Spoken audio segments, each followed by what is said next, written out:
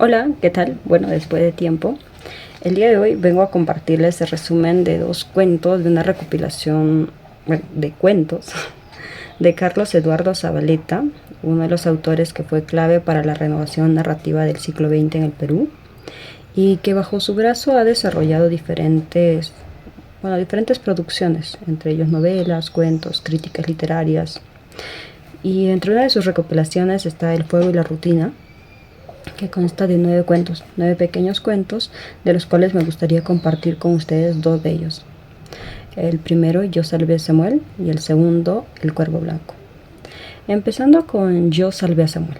Como dice la historia, bueno, el principal protagonista es un joven de 12 años llamado Samuel, que vive en la ciudad de Tarma, en la región de Junín. Entonces, Samuel a sus cortos 12 años se enamora de una jovencita de 18 años llamada Melba. Ambos se querían, se daban muestras de afecto, cariño, pero su padre no estaba a favor de esa relación porque ya Melba era conocida por tener otros 4 amantes por ahí regados. Entonces, en una de las acostumbradas visitas, una de las acostumbradas caminatas que tenía Samuel con Melba hacia su casa, pues al abrir la puerta, la madre de Melba le empieza a pegar, le llama la atención y le dice que era una malagradecida, de cómo era posible que haya arreglado sus maletas para poder marcharse, si es que ella hacía todo por ella. Entonces, es así como Samuel se entera que al día siguiente Melba iba a partir con el señor Álvarez a la ciudad de Lima. Entonces, como Samuel no estaba dispuesto a perder al amor de su infancia, de su pubertad, pues va hacia la agencia de trenes en la madrugada, donde efectivamente encuentra a Álvarez con Melba. Y le llama, le dice que no se vaya y que si ellos se van, él le va a seguir. Y efectivamente, cuando Melba y Álvarez entran al vagón, él también se mete y los tres van rumbo a Lima. Momentos después, uno de los espectadores que había visto esa escena va hacia el padre de Samuel, el señor Quiñones, a quien le informan que su hijo, Melba y Álvarez, se habían subido a un tren.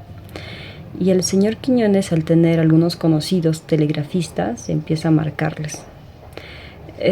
Varios no le hacen caso, pero hay uno que sí, el de La Oroya, que es el lugar donde finalmente llegan a parar a los tres, y el señor Quiñones les da el alcance. Los alcanza, pero ya llegada la noche, pues los 4 deciden hospedarse en cuartos diferentes, Samuel y su hijo, y los otros 2 de manera separada. Al día siguiente, el señor Quiñones invita a Samuel a comer, a conversar. Salen, recuerda un poco de su vida, de su esposa que ya había fallecido por cáncer, la señora Clotilde, a quien extrañaba mucho. Y empieza a llegar al punto en el que le dice a Samuel que Melba no era una buena mujer, que tenía 4 amantes y que no le convenía, que era mayor que él y que era una mujer de otras mañas.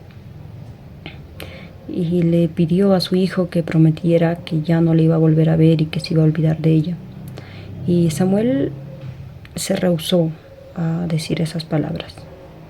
Su padre empezó a exasperarse, pidiendo ahora a gritos que lo diga, pero aún así Samuel no quiso, se resistió, empezó a golpearlo en plena calle, pero aún así Samuel no daba su brazo a torcer.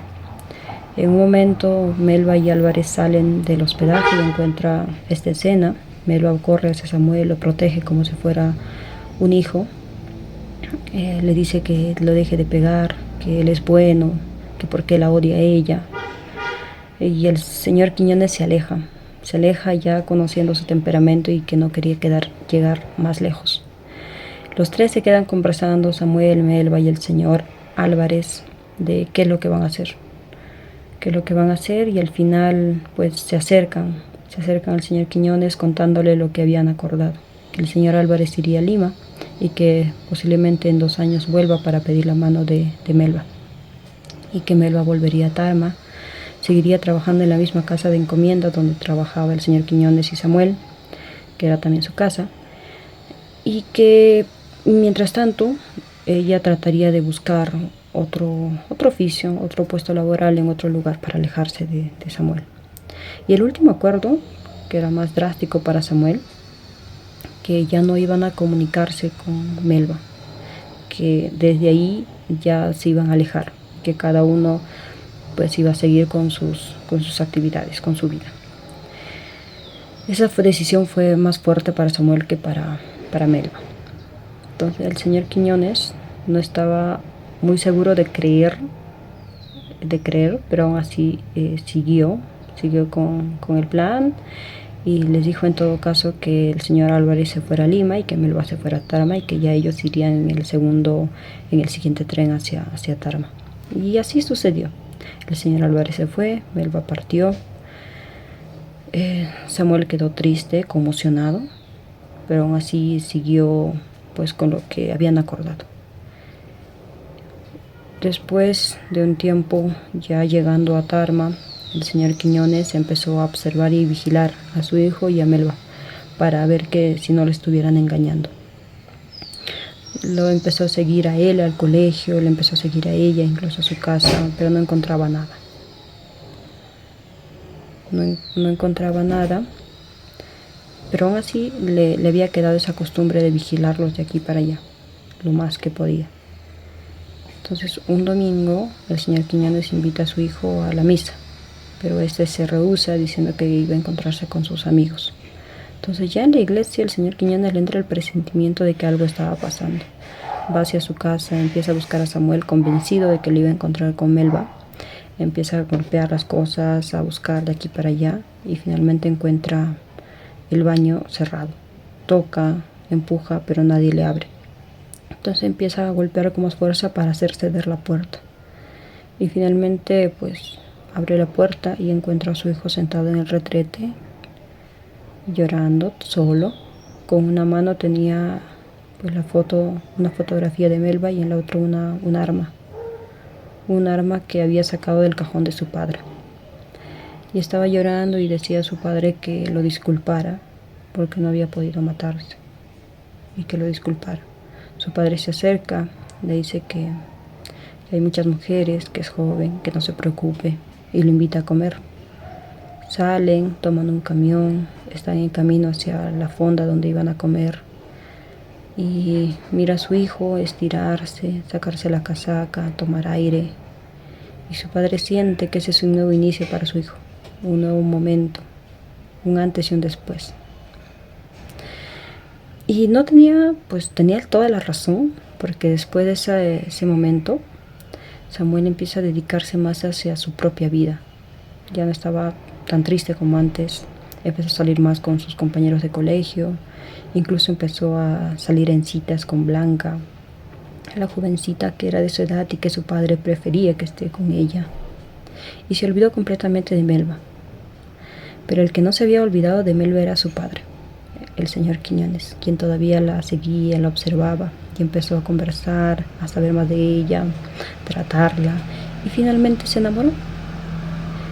Se enamoró de ella y encontró en Melba a su Clotilde, a la mujer que lo había dejado por el cáncer, hacía ya varios años. Samuel, lejos de enojarse con su padre, estuvo feliz por él, estuvo feliz por la nueva relación que él emprendía, y así terminó el cuento de Yo salvé a Samuel. Ahora, la segunda historia es del Cuervo Blanco. El Cuervo Blanco empieza con Ena, una joven que se casó con Julio, un joven que había dedicado su vida a ser transportista de buses por todo el Perú, hasta que un día se fracturó una de las piernas y dejó de trabajar, y se dedicó a ser ebanista, carpintero, ayudaba primero. Luego conoció a un amigo que se llama Miguel. Miguel pues era dueño de una tienda funeraria que vendía cajoncitos de ataúdes para bebés, para niños, ¿no? Pequeños, blancos, y que Miguel decidió partir hacia la sierra para poder empezar un negocio igual allá, y dejó el negocio a Julio. Julio lo aceptó, lo compró, y también se casó con Ena. Todo andaba tranquilamente hasta que un día Ena se encuentra con una de sus amigas, Denise, y Denise le pregunta en qué trabaja tu esposo, una pregunta natural. Ena estaba a punto de decir que se dedicaba, pues tenía una tienda de ataúds, pero le entró la vergüenza y le dijo que era dueño de una tienda de muebles. Bueno, y así Ena, al volver a casa, y era bueno, una persona algo cambiada, diferente, se avergonzaba del trabajo de su esposo. Y al llegar la noche, luego cuando Julio volvió a su casa, le pidió, le dijo de por qué no cambiaba de trabajo, de oficio. Y Julio se molestó, le dijo de por qué pensaba eso, que si ganaban bien y que incluso ya había comprado la casa, bueno, la tienda de Miguel, y que ya estaban a punto de terminar el pago y que les alcanzaba para pagar pues el departamento y vivir tranquilamente, incluso podían pagar un ayudante. Pero Ena seguía rehúsa, no le gustaba el trabajo al que se dedicaba Julio. Y así siguieron los siguientes días, continuaron. El departamento que alquilaban estaba justo al frente del Hospital del Niño, de la Puerta Falsa, lugar por donde salían los familiares de los niñitos que fallecían. Y ese era el momento oportuno para que Julio pues captara sus clientes. Y Ena veía cómo Julio se paraba en la puerta, fumaba de vez en cuando, constantemente chasqueaba sus manos con su pierna, como si estuviera esperando algo. Y ella lo interpretaba como una forma de desear que un niño muriera para que él pudiera vender sus cajones. Y eso le inquietaba cada día más y más a Edna. Pero Julio seguía con su trabajo, como parte de su labor.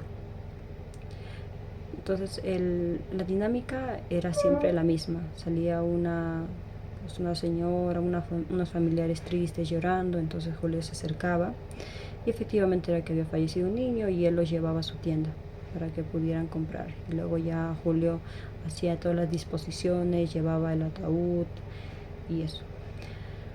Y bueno, continuó la negación hacia el trabajo de su esposo, hasta que un día Julio cayó enfermo, le dio tos.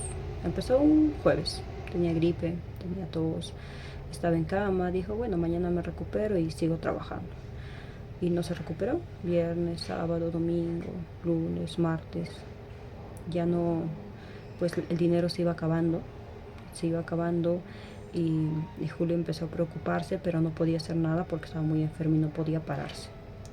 Y Edna también sabía que pues el dinero se iba a acabar y empezó a odiar al ayudante que trabajaba en la tienda de Julio, porque el ayudante no hacía nada.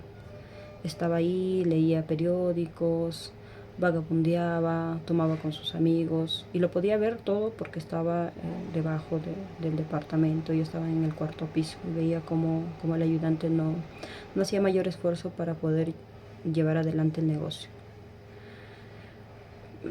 Entonces se fue agravando un poco la situación económica. Diana veía y se preocupaba por esa situación. Y un día decidió levantarse temprano, cambiarse, encerrar a Julio, lo cerró en el departamento para que no saliera y fue hacia abajo. Y hubiera vuelto nuevamente a su departamento si no hubiera sido porque encontró al ayudante pues leyendo un periódico, haciendo hora, sin trabajar. Entonces se molestó y le gritó, le dijo que volviera a la tienda y que hiciera algo. Entonces Edna, como ya conocía la rutina de su esposo, fue hacia la puerta falsa del hospital y empezó a esperar a los clientes. Primero con timidez y luego con seguridad, porque lo necesitaba. Entonces así fue pasando las horas, el día, 11 de la mañana, a mediodía, sale un grupo de 4 mujeres con un señor y 2 jóvenes. Y el señor empieza a decir que como no tenían dinero tenían que conseguir un cajón barato y que al frente vendía. Entonces Edna aprovechó ese momento para presentarse y decir que era la esposa del dueño de la tienda y que los podía atender. Edna no sabía el precio de los cajones, pero el señor sí, entonces eso le fue de utilidad. Dejaron a las mujeres en el hospital por la puerta y cruzaron la pista para que ellos pudieran escoger uno de los cajones. Entonces Edna ordenó a su ayudante para que pues ayudara llevando todo lo que era necesario,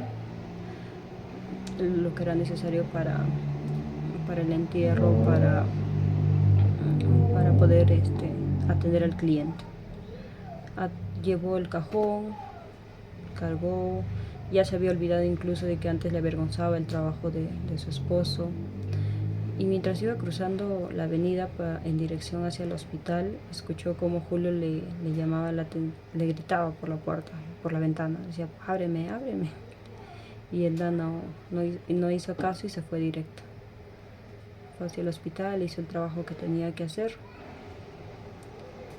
Y es así como Edna finalmente pues, fue parte del trabajo que tenía Julio, ¿no? Bien, esos fueron los 2 cuentos que he podido sacar de los 9 en total. Bueno, los demás igual son cuentos muy, muy bonitos, pero si tienen la oportunidad de leer este libro y sus cuentos, sería pues un buen momento, ¿no? Un buen momento, y aparte conocer un poco también de la historia del Perú a través de historias y conocer relatos a partir, vivencias, experiencias personales a partir de historias. Bueno, eso fue todo y hasta otro día. Chao.